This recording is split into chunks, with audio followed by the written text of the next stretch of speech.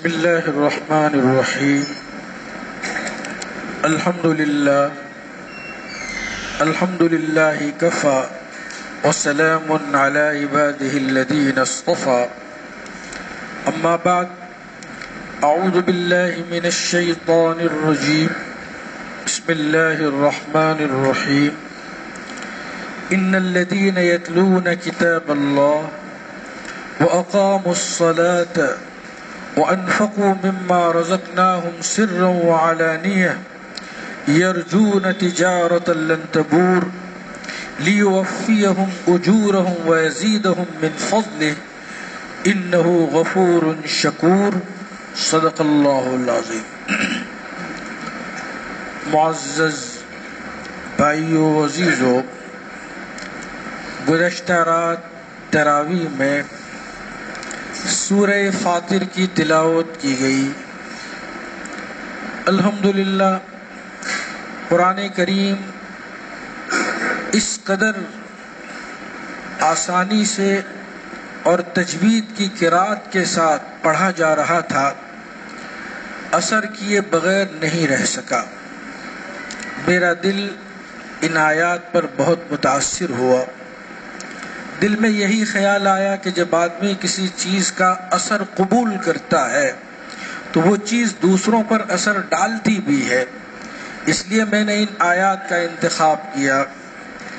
آپ توجہ سے سنیے اللہ تبارک و تعالی اپنے کلام پاک میں کیا فرماتے ہیں، اپنے بندوں کو کیسے کیسے سچے وعدے کرتے ہیں. اور اللہ تعالیٰ کی صفت یہ ہے ان اللہ لا یخلف المیعاد، اللہ کبھی وعدہ خلافی نہیں کرتے. اللہ ارشاد فرماتا ہے ان الذین یتلون کتاب اللہ، جو لوگ اللہ کی کتاب کی تلاوت کرتے ہیں. الحمدللہ ہم لوگ کرتے ہیں، سال بھر کرتے ہیں. رمضان میں اس کی مقدار اور بڑھ جاتی ہے. اللہ ہمیں وعدہ فرماتے ہیں ان الذین یتلون کتاب اللہ، جو لوگ اللہ کی کتاب کی تلاوت کرتے ہیں.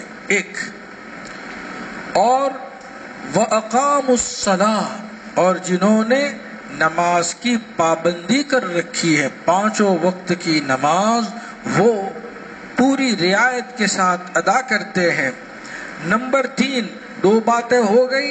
تیسری بات وَأَنفَقُوا مِمَّا رَزَقْنَاهُمْ، جو ہم نے ان کو دیا ہے نا مال و متاع، ان میں سے خرچ کرتے ہیں.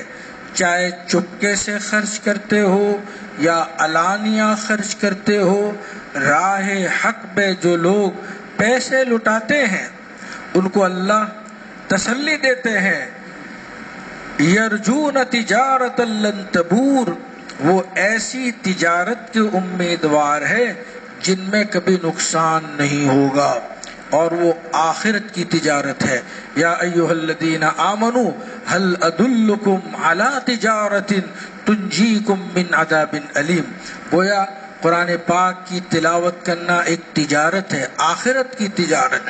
نماز کی پابندی کرنا ایک تجارت ہے، اللہ کی راہ میں خرچ کرنا ایک تجارت ہے. لِيُوَفِّيَهُمْ أُجُورَهُمْ وَيَزِيدَهُمْ مِنْ فَضْلِهِ، اللہ تعالیٰ ان کے پڑھنے کا ثواب، یعنی ہر حرف پر اللہ تبارک و تعالیٰ اس کو ایک نیکی عطا فرمائے گا اور ایک کی 10 نیکیاں عطا فرمائے گا. اور اللہ کے نبی علیہ السلام نے یوں فرمایا، میں یہ نہیں کہتا کہ الف لام میم 3 حرف ہے، بلکہ الف یہ 3 حرف ہے. الف یعنی 30 نیکیاں ہو گئی، لام 30 نیکیاں ہو گئی، تو ہر حرف پر اللہ ان کو 10 نیکیاں عطا فرمائیں گے. اور ضروری نہیں کہ 10 ہی ملیں، 10 سے اللہ تعالیٰ 700 گنا عطا فرماتے ہیں. خود قرآن میں اللہ ارشاد فرماتے ہیں مثل الذین ينفقون اموالهم فی سبیل اللہ کمثل حبة انبتت 7 سنابل فی کل سنبلة 100 حبة. 100 حبة یعنی 100 دانے، اور اللہ 100 کے 700 عطا فرمائیں گے. تو یہ نیکیوں کا مہینہ ہے. آدمی نیکیوں کی تجارت کرتا ہے، نیکیاں خریدتا ہے، نیکیاں حاصل کرتا ہے، لیوفیہم اجورہم، کہ اللہ ان کو ان کا اجر و ثواب پورا پورا عطا فرمائے گا۔ یہ تو ضابطہ ہوا، اور ایک ہے رابطہ، وَيَزِيدُهُم مِّن فَضْلِهِ، جیسے کسی تاجر کے پاس جاتا ہے کہ بھائی 1 کلو دال دے دو، 1 کلو چاول دے دو، تو ضابطے سے تو 1 کلو دے دیتا ہے، پھر جاتے جاتے یوں کر کے اور ڈال دیتا ہے، یہ ان کی طرف سے مزید ہوتا ہے، یہ شمار میں نہیں ہوتا۔ وَيَزِيدُهُم مِّن فَضْلِهِ إِنَّهُ غَفُورٌ شَكُورٌ، کہ اللہ تبارک و تعالیٰ تو بخشنے والا ہے اور شکور۔ تعجب ہوتا ہے، اللہ کہتے ہیں میں تمہاری نیکیوں کی قدر کروں گا۔ آج دنیا میں قدردانوں کی بہت اچھت ہے، قدر کرنے والے لوگ بہت کم ہیں۔ اللہ کہتے ہیں میں تمہاری نیکیوں کی قدر کرتا ہوں، ایک نیکی کا بھی نوٹس لیتا ہوں، اور اللہ اس نیکی کر بھی 10 نیکیاں عطا فرماتے ہیں، اور 10 سے 700 گنا اللہ تبارک و تعالیٰ عطا فرماتے ہیں۔ کسی شاعر نے خوب کہا، رحمت حق بہانہ می جویت بہا نمی جویت، کہ اللہ تعالیٰ کی رحمت بہانہ تلاش کرتی ہے، سبب تلاش کرتی ہے، بس ایک سبب مل جانا چاہیے۔ اللہ تبارک و تعالیٰ خوب عطا فرماتے ہیں، انہ لغفور شکور، کہ اللہ تعالیٰ معاف کرنے والا ہے، اللہ قدر کرنے والا ہے۔ رمضان میں جو تلاوتیں ہم کر رہے ہیں اس کی قدر کی جا رہی ہے، نمازیں پڑھ رہے ہیں اس کی قدر کی جا رہی ہے، اور نوافل پڑھ رہے ہیں اس کی قدر کی جا رہی ہے۔ اور اب تو الحمدللہ یہ اعتکاف کے ایام آ رہے ہیں۔ اللہ کے رسول علیہ السلام اعتکاف میں بیٹھا کرتے تھے، آپ نے کبھی ناغہ نہیں کیا۔ آپ یہ جو سنت موقدہ اعتکاف ہے زندگی بھر اس کا معمول رہا۔ اعتکاف کا کیا معنی؟ اعتکاف کا معنی دھرنا دینا۔ جیسے کوئی آدمی سرکار سے، حکومت سے کوئی اپنا مطالبہ منوانے کے لیے جب اقدام کرتا ہے تو کچہری کے سامنے بیٹھ جاتا ہے، یا پی ایم ہاؤس پر بیٹھ جاتا ہے، یا وزیر کے گھر کے سامنے بیٹھ جاتا ہے اور دھرنا دیتا ہے۔ دھرنا دے کر گویا یہ کہتا ہے کہ ہمارا فلاں فلاں مطالبہ پیدا کیا جائے، فلاں فلاں مطالبہ پورا کیا جائے۔ اگر یہ مطالبہ پورا نہیں ہوتا تو ہم ہٹنے والے نہیں ہیں۔ ایسے ہی جو لوگ اعتکاف میں بیٹھتے ہیں وہ پردہ لگا کر کونے میں بیٹھ جاتے ہیں اور اللہ تعالیٰ کے در پر آ جاتے ہیں، اے اللہ یہ مغفرت کے ایام ہے، یہ جہنم سے خلاصی کے ایام ہے، یہ نیکی کے ایام ہے۔ ہم اپنا گھر بار چھوڑ کر، بیوی بچے چھوڑ کر، اپنے روز مرہ کی سرگرمیاں کو چھوڑ کر ہم آپ کے در پر آ گئے ہیں، اس لیے آئے ہیں۔ اللہ آپ ہمیں معاف کر دیں، اللہ آپ ہمیں بخش دیں، نیکی کے ایام ہے۔ تو میں آپ حضرات کو ترغیب بھی دیتا ہوں، الحمدللہ ہمارے یہاں ایک تعداد جو کئی سالوں سے بیٹھتی چلی آئی ہے، تو اس کا مطلب یہ نہیں ہے کہ یہ 10-12 جو بیٹھتے ہیں وہی بیٹھے۔ اگر پوری مسجد بھی اعتکاف کرتی ہے تو کوئی حرج کی بات نہیں، ہر آدمی اپنا بستر لے کر آئے اور ہر آدمی عبادت میں انفرادی طور پر، اجتماعی طور پر مشغول ہو۔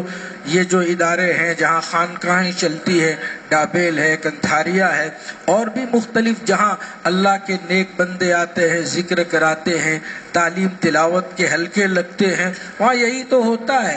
تعداد بہت بڑی ہے اور یہ تو سنت ہے، رسول اکرم صلی اللہ علیہ وسلم کی سنت ہے۔ ہندوستان میں سب سے بڑی خانقاہ شیخ الحدیث حضرت مولانا محمد زکریہ صاحب رحمۃ اللہ علیہ کی ہوتی تھی، ان سے بڑھ کر خانقاہ کسی اور کی نہیں تھی۔ حضرت شیخ الحدیث رحمۃ اللہ علیہ کے یہاں پورے ہندوستان سے لوگ جایا کرتے تھے۔ ہمارے شہر گودرا سے حضرت مولانا ادا صاحب رحمۃ اللہ علیہ، حضرت مولانا احمد جھجھارا صاحب رحمۃ اللہ علیہ، اور بھی بڑے بڑے علماء حضرت رحمۃ اللہ علیہ کی خانقاہوں میں جایا کرتے تھے اور 10 دن کا اعتکاف کرتے تھے۔ حضرت رحمۃ اللہ علیہ کے یہاں کھلانے پلانے کا بہت معمول تھا، لیکن ساتھ ساتھ زبان کی بندش پر بھی وہاں سب سے زیادہ زور دیا جاتا تھا۔ میں اس جملے کو بار بار دہراتا ہوں، وجہ یہ ہے کہ آدمی نیکیاں تو بہت کرتا ہے لیکن نیکیوں کی حفاظت نہیں کر سکتا۔ نتیجہ کیا ہوتا ہے کہ جو اس نے کمایا ہے وہ رائگاں اور بیکار ہو جاتا ہے۔ حضرت مولانا علی میاں رحمۃ اللہ علیہ فرماتے ہیں کہ حضرت شیخ الحدیث مولانا محمد زکریہ صاحب رحمۃ اللہ علیہ کے یہاں ندا لگتی تھی، آواز بلند کی جاتی تھی اور یہ جملے کہے جاتے تھے: خوب کھاؤ، خوب پیو، خوب سوو، لیکن آپس میں ہلکے نہ بناؤ، کسی کی غیبت نہ کرو، کسی کی چغلی نہ کرو، لایانی باتوں میں مشغول نہ ہو اور ٹائم پاس کے لیے ہلکے نہ بناؤ۔ تو مولانا رحمۃ اللہ علیہ کے یہاں یہ چیزیں لگا کرتی۔ یہ حضرات جانتے تھے کہ نیکی کو کمانا تو بہت آسان۔ اب آپ بیٹھ گئے، میں نے بیان کیا، آپ نے سن لیا، ڈھیر ساری نیکیاں ملی۔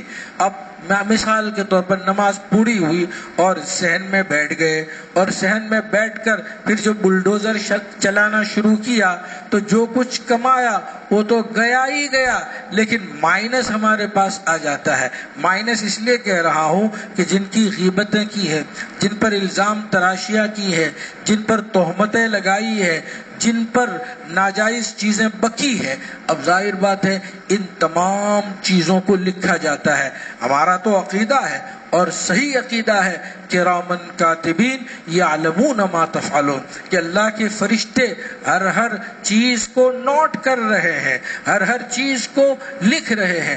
بہت سال پہلے کی بات ہے، جب میں دوسری مسجد میں زکریا میں امام تھا، مجھے پتا چلا کہ بہت سے لوگ آفس کے باہر کرسیاں لگا کر رات کو بیٹھتے ہیں اور سحری تک باتیں کرتے رہتے ہیں، اور ان باتوں میں سب ایران توران کی باتیں ہوتی ہے، سب کی غیبتیں ہوتی ہے۔ اور ظاہر بات ہے ایسی مجلسوں میں کیا نکلے گا؟ کوئی اہل علم تھوڑی بیٹھے ہیں کہ اللہ والوں کے واقعات سنائیں گے، فلاں صاحب کی سماج میں کیا چل رہا ہے، اخبار میں کیا پڑھا ہے، آج کل کس پر کامنٹ کی جا رہی ہے۔ میں نے ان کو کہلوایا ایک صاحب کے ذریعے کہ میرا نام لے کر ان کو کہنا جو باہر کرسیاں لگا کر بیٹھے ہیں، یاد رکھو آپ جو بیٹھ کر ادھر ادھر کی باتیں کرتے رہتے ہیں، غیبتیں کرتے رہتے ہیں، یاد رہیں اللہ تبارک و تعالیٰ کے یہاں آپ کو حساب دینا پڑے گا۔ الحمدللہ اس کے اچھے اثرات بھی ہوئے، انہوں نے اس کو سنجیدگی کے ساتھ لیا۔ میں نے مثال دے کے ان کو سمجھایا تھا، ہمارا جو واسطہ تھا ان کے کہا ان سے کہنا کہ 1 کروڑ روپیے ہو اور سامنے رکھے ہوئے ہو اور اگر اس پر ماچس کی تلی چلائی جائے تو 1 کروڑ روپیے جل جائیں گے۔ یہ جو تلی ہوتی ہے دیا سلائی، وہ شرم نہیں بھرے گی کہ 1 کروڑ روپے ہے، سیکنڈوں میں اس کو خاکستر کر دے گا۔ یہی حال میں نے کہا تمہاری رات کی مجلسوں کا ہے۔ رات کو جو تم غیبتیں کرتے ہو، جو بہتان لگاتے ہو، جو الزام تراشیاں کرتے ہو، یہ چھوٹی جو زبان ہے نا وہ معمولی نہیں ہے، ہر چیز لکھی جاتی ہے۔ قرآن میں اللہ فرماتے ہیں ما یلفظ من قول الا لدیہ رقیب عتید، جو چیز بھی تمہاری زبان سے نکلتی ہے اس کے لکھنے والے موجود ہیں۔ تو خاموشی بہت بہتر چیز ہے۔ حضور صلی اللہ علیہ وسلم نے ارشاد فرمایا من صمت نجا، جو چپ رہا وہی کامیاب رہا۔ بہرحال میری تقریر کا خلاصہ جو مختصر تھی وہ یہی ہے کہ قرآن کریم کی تلاوت کرو، اللہ قدر کرے گا۔ نماز کی پابندی کرتے ہیں، اللہ قدر کرے گا، ثواب عطا فرمائے گا۔ اللہ مجھے بھی اور آپ کو بھی عمل کرنے کی توفیق عطا فرمائے۔ سبحان اللہ۔